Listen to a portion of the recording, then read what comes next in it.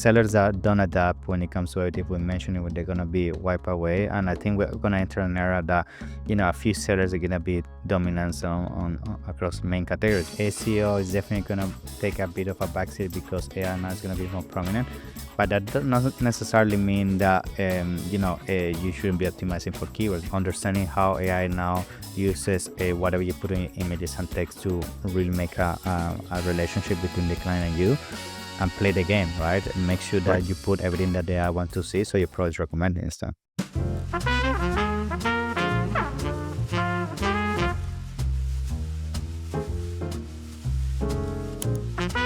Logistics. That could be something. Again, logistics. We love logistics here. Looking at Walmart versus Amazon. I do think I've been hearing a lot about, and for the past couple of years now, I guess, really about Walmart could potentially beat Amazon for the title of king of logistics because they've got all these fulfillment centers everywhere, acting as, or the stores really acting as fulfillment centers. Very interesting to think about how they compete and where where the winner will fall. What side of the history will decide who is the king of logistics, I think. There's a But lot of activity for sure. Yeah. yeah, yeah. Well, I'm excited to get into what's been happening this year and what's been going on and where we're at and kind of what we can expect next from a variety of these different places like Walmart, like TikTok, like Amazon, all of it. So, Vincenzo, it's great to see you again, sir.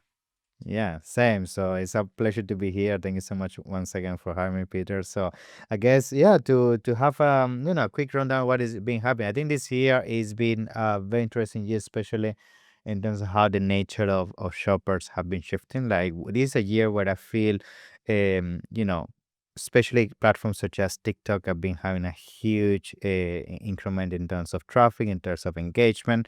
So social commerce is something that's been adopted by more and more people. And this is something that, like, especially if you're on Amazon side, you have to pay attention to. Like, we actually at Ecomsi, we've been working very closely with brands that, Amazon, let's be honest, is definitely the place to be, but it's getting more competitive. Like, advertising is Right. getting more expensive. There's more saturation. And, TikTok has been a good vertical for us to differentiate. So that's definitely something that has been changing that I will be very keen to have a conversation about today. And the second thing is also within Amazon itself, AI has been kind of very disrupting from both fronts, like Rufus side of things, which is how things have been now optimized from a listings optimization side of things, and then the advertising now with Amazon Marketing Cloud, which is to some extent being leveraged by understanding audiences, and you can also use AI there. It's definitely been game changing. So I think we have a lot to unfold, and I'm sure our listeners and the ones watching today are gonna get a lot of insights out of this. Yeah. Yeah, a lot to cover. I mean, a lot's been happening in the last couple of months here. We're almost in October, so in the last 9 months, there's been a lot of development on Amazon surrounding e-commerce in general. Yeah, I'm excited to get into kind of what you've been seeing. I think we could start there. What has been happening this past year that has been exciting or has been a little bit scary for the development of the e-commerce economy and where sellers operate and how they operate and where success is found. Yeah, so essentially, let's start with the TikTok side of things, right? Essentially, what is be happening with TikTok is that, and I'm talk from personal experience of what we're seeing, is there's been a very good alternative of generating traffic and awareness when it comes to, really navigating the CPC kind of situation on Amazon. As I say, it's getting very expensive on some keywords, like keywords that $5, $7 per click, like for some a specific seller that's pretty much really impossible to navigate. So TikTok has Hmm. been an avenue to capture that traffic, and I would say that's really been a change that you have to be aware of, because if you as an Amazon seller are only focusing on Amazon and you're not focusing on external traffic, that's where competition is definitely going to eat a lot of the market share, because we know Amazon loves external traffic, but beyond external traffic is the economics of how you generate the traffic. If everything's down to PPC and you don't have cheaper ways to generate traffic, you're gonna struggle compared to competitors. In this case, brands we've been managing the now we're using TikTok, working with influencers, creating these kind of virality effects that have been a good way for us to keep scaling brands forward. Yeah. Yeah, it's almost like you should be. You can disagree or agree here. It's almost like you should be almost cutting some of your ad budget for Amazon and instead driving external traffic instead. I feel like Amazon rewards you pretty heavily for driving that external traffic in. Plus, you get the benefit of better Amazon traffic and better Amazon ranking, but also you have a viral video on TikTok now, and now, 2,000 more people know about your product, about your brand. It seems like you can't do that really with an Amazon ad. 2,000 people are going to see your Amazon ad, but 2,000 people are going to see your TikTok video, or 2 million people could see your TikTok video. Um, so it's very interesting to think about the different ways that I'm sure there's been a lot of shifts. We've seen it on our end with our partners. There's been a lot of shift in how you spend and how you go about spending your ad budget and where you put your chips and where you invest in. So it's been a very interesting shift from even just this time last year to now going into Q4 this year. We're recording here on the end of September, Mm-hmm. and we're getting ready to start Black Friday and Cyber Monday and the holiday season in general. So it's interesting to see where, again, some of the power has been shifted, I would say. I don't know if you agree or not, but I think a Yeah. lot of the power has been shifted from Amazon to, not a lot, but a noticeable chunk has Yeah. been taken out of the Amazon stone and has been moved somewhere else for in terms of Yeah. just e-commerce in general. So, Yeah, I think to also build on top of that is that you have to understand that this platform are not only meant for traffic and revenue purposes. It's also content. Like we are right now in an era that everything's AI generated, like images, video, and all of that. And we're starting to see actually that having an impact when it comes to conversion, because if everything looks AI kind of generated, and then you have a competitor that's very organic when it comes to content, it's real people engaging with the product and really sharing the expertise, the experience with the product.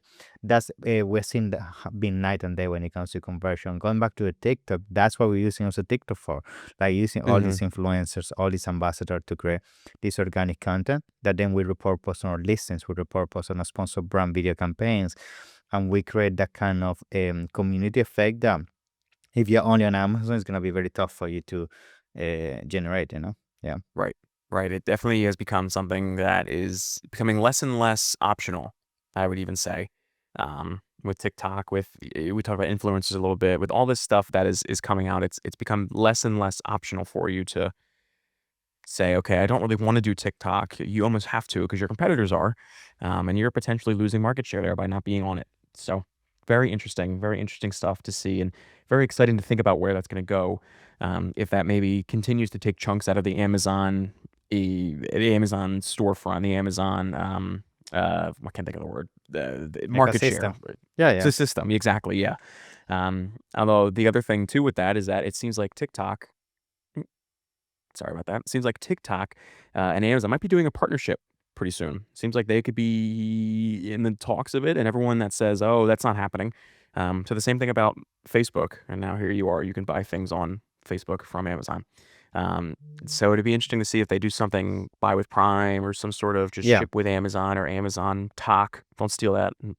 It's a good name, but something like that to connect those two and get them going.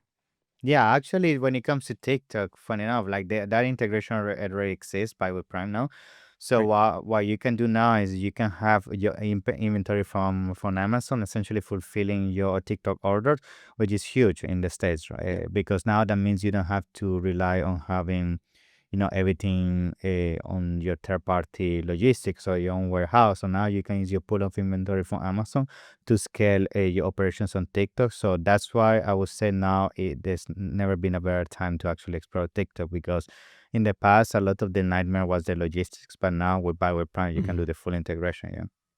And I think I thought that people were expecting Bezos to actually buy TikTok when the ban was coming around. They thought that he was going to be the one, the American entrepreneur, the American business that the Supreme Court, or I forget what court said this, but that decided that TikTok has to be bought by an American company. And everyone thought it was going to be Bezos. And I don't even think that, I don't know what happened there. But they got banned for a total of, I think, 12 hours. I think I was with my friends down, we were down in Dallas, and they were freaking out that it was banned, and then 12 hours later it was back. So it seems like nothing ever happened to that. But um, yeah, it'll be interesting to see. And kind of on that too, if we could shift to, I'd love to talk to you about tariffs and kind of looking at Hmm. another Sure. political aspect of what's happened this year.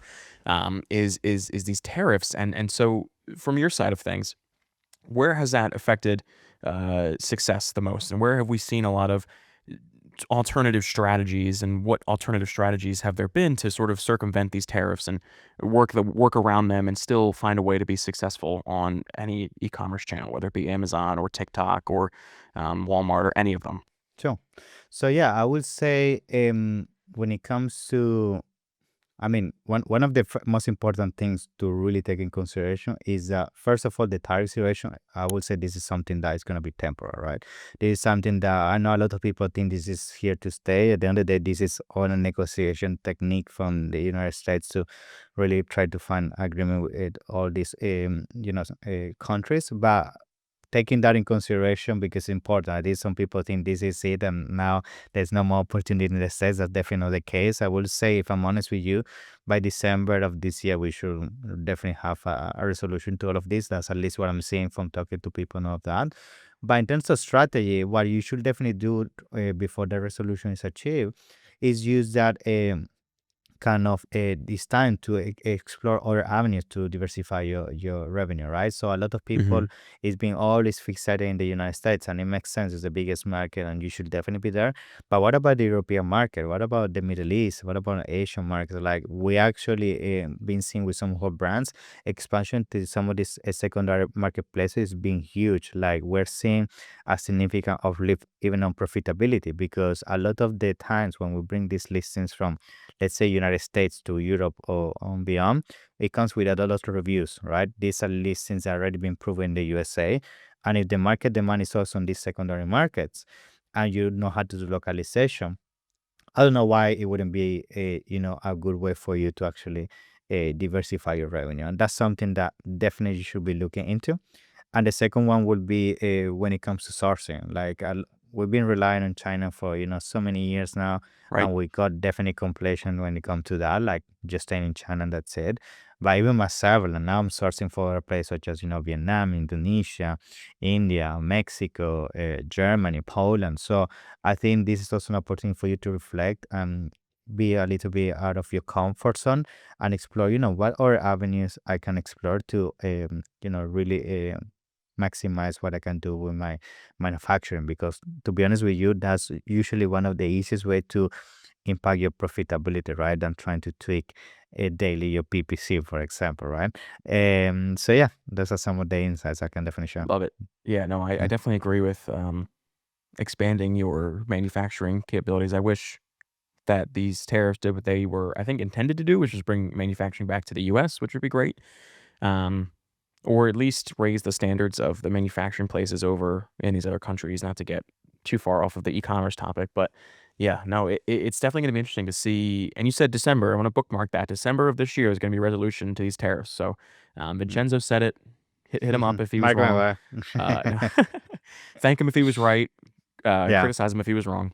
No, exactly. but yeah, it'll be interesting to see if that's the case. I would love to see some sort of resolution here because a lot of people that we're meeting with are coming in and they're, we're having meetings and we're talking to them about working with together.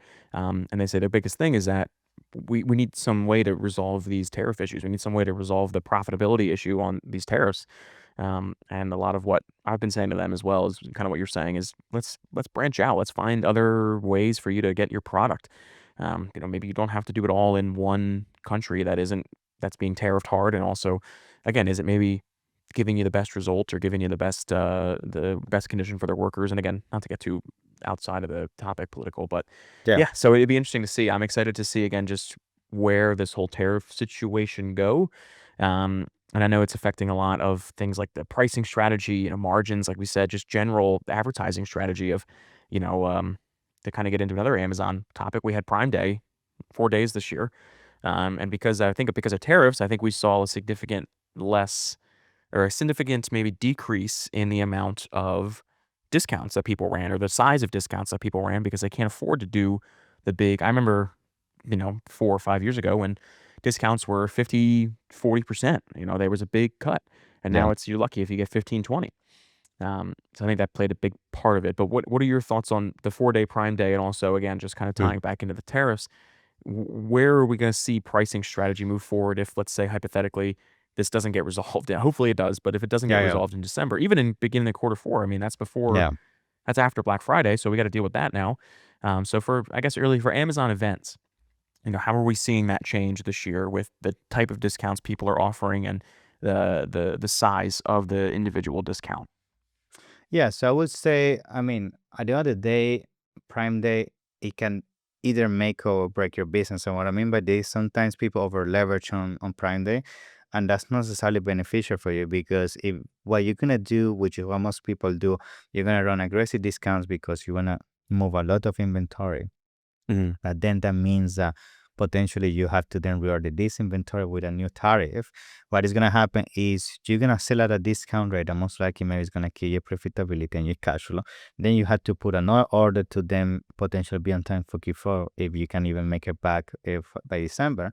You're not going to have the cash flow because of the increase of tariffs if this is all inventory, and that's going to kill the momentum of the business. So what I would actually use Prime Day instead, rather than aggressive discounts and move a lot of inventory, is try to actually get advantage of the influx of traffic that you wouldn't have during traditional periods. So what I mean is like I wouldn't go too crazy on discounts. I will of course have some kind of discount because definitely people want to see that, but not to the point of aggressiveness just because you want to get rid of inventory. Just make sure Right. you have enough a margin there to bring some profit back home while it's break even. And at the same time with PPC, don't go overboard in terms of experimenting new things, going for things that you haven't done before, because especially during these periods where things is the most expensive in terms of cost per click, in terms of the whole kind of strategy, and you want to avoid that at all costs. Yeah. Yeah, I Yeah. definitely agree that it's not something that I think Prime Day and even the Black Friday, maybe different from Black Friday, but the Prime Day events are almost not there for, reaching your revenue goals. It's more for getting maybe potentially getting your BSR up, increasing your keyword ranking and moving some traffic. And like I said, getting some momentum. Not so much just for always saying like, oh, can we sell $1 million of this? Mm-hmm. Obviously that's really nice, but is it profitable? Mm-hmm. Are you selling? You're selling a million units, but you're only making pennies on each unit. So then, what does it matter? Yeah. Yeah. So that's something else to consider. I think, especially with these tariffs, is that profitability. I feel like has been more and more added to the equation, even more so than before. Of course, this might sound silly to some people that are always focusing on profitability, but I feel like for the some sellers that are you're even decent size, that it's not something that has really been thought of before too extensively before the tariffs. So Yeah. something Definitely. is interesting to think about. I mean, these tariffs are really. I hate to linger on one topic, but these tariffs are really big. I mean, it's something that what are you seeing on other places? Like, what are you seeing on places like Walmart's? How are they combating tariffs, or what are they doing anything to how are people fighting off these tariffs on there?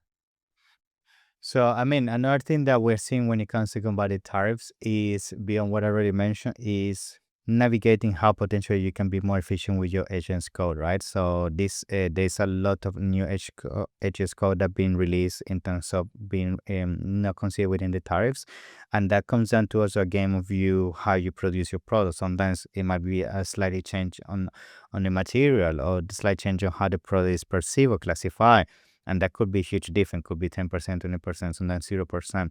So what I will do even with things such as ChatGPT is very easy, like have a look at what is the code you're currently using, and even have a conversation with your freight forwarder and importer, like, is this actually the most efficient way, or is working for your clients? And you'll be Mm, surprised sometimes a small changes can be a significant impact on the bottom line of what you're paying when it comes to import, and that's gonna allow you to also navigate the tariffs in the meantime that is resolved. Yeah.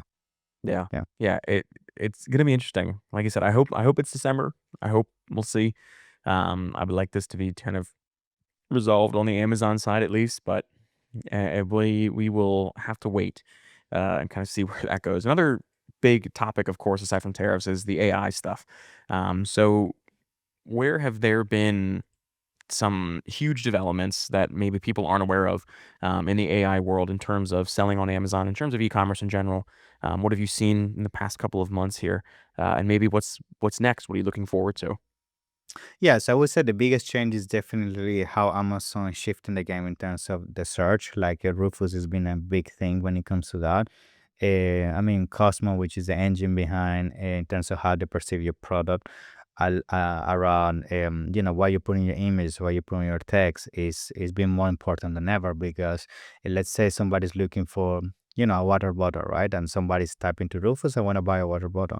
But Amazon knows for a fact that your history is that you're a person to do hiking. And on top of that, then you start engaging about, oh, recommend me a water bottle that's for hiking, that's meant to keep the temperature, and meant to keep a sustained impact on the rocks or things like that. And then on your images, the lifestyle that you portray in the image is not all about hiking. It's maybe about playing soccer or play basketball or other sports that have nothing to do with hiking. Roof is not going to think the AI that you produce is meant for the usage of the consumer. So that's where I think it's been the biggest shift, understanding how AI now uses whatever you put in your images and text to really make a relationship between the client and you and play the game, right? Make sure Right. that you put everything that they want to see so your product is recommended instead. Yeah. Yeah, Rufus is definitely I am excited about Rufus. I know we I don't know if we I think maybe we did talk about it on our last episode, but it's a very interesting tool, and it's a lot of stuff I'm hearing on the AI side of things. It's just a general shift of I think if we had this episode 2 years ago, we would have said, "Oh, yeah, most people are, maybe starting to sort of play around with ChatGPT, help them find products." And now it's really the same thing with TikTok taking a chunk out of the Amazon, beast. I think ChatGPT and AI is taking a big chunk out of the search game. So we talk a lot about GEO and generative engine optimization and really making your listings appeal to those AIs so that when someone says, "Hey, um, what's the best type of product to do X, Y, and Z?" ChatGPT can say, "Hey, here's your product. Here's Mm-hmm. this type of product, and it's your product that it's showing them." So same thing with Rufus. I mean, people are saying now. I have people that tell me don't instead of saying Google it, they say just ChatGPT it, I know, I um, know, which is I a little know. scary. I'm kind of on the doom train. I've been saying this for the last couple of episodes here, but I'm on the doom train. Of I think AI, if we let it get too powerful, it could ruin the world, or it could run the world, or both. So I am hesitant to start saying ChatGPT things, but I still prefer Google. So we'll see where it goes in the next couple of years, and it'll be interesting to see how much more involved Amazon gets with it, and how much more involved your listings get with it. I mean, people were saying that keywords might be going away, but I don't think that's going to happen. When Rufus was coming out, I heard people saying that the death of keywords. That's it. You don't need to apply for keyword apply. You don't need to try and rank on keywords anymore because you just have Rufus, and that's all you Yeah, need. You just need Rufus to tell the customers where your product is and how good it is, and what it's about. I don't think that's true. I yeah. think keywords are still very much I think it's around now, but something that I mean definitely is gonna be impactful. Like right, SEO is definitely gonna take a bit of a backseat because AI now is gonna be more prominent. But that does not necessarily mean that you shouldn't be optimizing for keywords because we still keep seeing that if you don't put the right keywords, for example, when it comes to on the title, the bullet points or things like that, you don't index, and if you don't index, you right. don't rank. So is both ways. Like SEO is definitely the place where you should start, but then from there you need to understand how to also be optimized for AI. Right. And that'll be interesting. That'll be very interesting to see where we go. And kind of looking ahead sort of at the future, to kind of get into the future oriented section here of the episode. Where are we seeing things? What trends are you expecting to see, or what trends are you maybe already starting to see some early stages of, either for Black Friday this year, and what should people be looking out for, or even early next year? What are we seeing a move towards? Is it more AI, more X, Y, and Z? What is it? I would say the trend that we're definitely tapping into is AI, but from the perspective of audiences. So I briefly mentioned Amazon Marketing Cloud, and that's something that people should Hmm. be aware of because I also think that's where advertising is heading. AI now is trying to map your ads specifically to the person that is looking for your product. That means having a personalized experience. And if you don't understand that, and you don't make sure that your audiences and everything you do within your pro is, optimized for the AI to actually match you with the right avatar, which is Hmm. something that you can do with Amazon Marketing Cloud, you're gonna have a tough journey. So if I were you, that's where I would put most of my focus as of now and try to make sure that's part of your optimization moving forward. Yeah. Love it. Love it. Anything that people can be doing, um, like for small businesses and for consumers really in general, what are some things that they can do in the next, um, I'm trying to think how to phrase this question good. Like, what's something they can do in the next couple of months to really prepare for this shift, and how can they really set their businesses up to not get swallowed up by the AI wave and Mhm. make sure that they ride the wave instead. So I would say the first thing is make sure that you really understand the persona behind your brand. Like you can achieve this very fast with tools such as ChatGPT. I must even release something that is gonna be released in the coming months that with AI that are gonna allow you to give you insights about your product, the niche, and everything. So having a proper understanding of that is key because that's the foundation of everything we discussed today. That's gonna be a foundation. How you Mm, optimize your images, gonna be a foundation. How you do your PPC, and I think most people, if you ask them what is your persona, persona would be age, gender, where the base, and things like that. You will be surprised. Most people don't have a clue actually what is their persona. So define that, and I would say that's really what is gonna be, the seed that's gonna allow you to really build everything on top of it, right? Moving forward when it comes to mhm. AI. Yeah. Love it. Love it. Vincenzo, I want to thank you again for joining us for another episode. This was a wonderful chat again, as always. Any final thoughts for us and for me and the audience on the future of e-commerce in the next couple of months here, and any final thoughts on just everything that we talked about today? Yeah, I would say don't become complacent in terms of everything that's happening. I really get out of the comfort zone because I think this is the year that is gonna be a massive correction in the space. That means sellers that don't adapt when it comes to everything we mentioned, they're gonna be wiped away. And I think we're gonna enter an era that a few sellers are gonna be dominant on across main categories because they're gonna understand the game.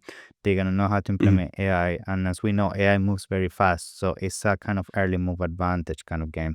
If you don't do it now and you try to do it 1, 2 years down the line, it might be too late for you to catch up. So it's taking action, even in small steps, even if you make mistakes, but better that than regretting not making the right steps. Yeah.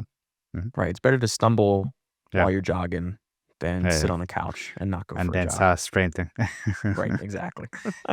Well, Vincenzo, I want to thank you again for joining us. I really appreciate you joining us for another episode. I will have Vincenzo's LinkedIn along with Ecomcy's websites linked down below. Before I continue on, I'm thinking, I said that right? Yeah. Ecomcy? Okay, cool. So Yeah. Derek, sorry, That's right. cut this part about me worrying about how I pronounced it. Um, and yeah, and Vincenzo, thank you again for joining us. Thank you. A pleasure. Yeah. Thank you so much for the opportunity and see you in the next one. Yeah. Yeah, see you on the next episode. Exactly. We'll have to come back in December and see if the Yeah. tariffs are resolved. Let's see what happens. We'll come back in maybe early January, early February, and we'll talk more about just what we can expect for the year. So look forward to that episode, everybody. Sounds like a plan. Thank you. Perfect. Thank you all for watching. I am your host, Velocity Pete, and we will see you next week.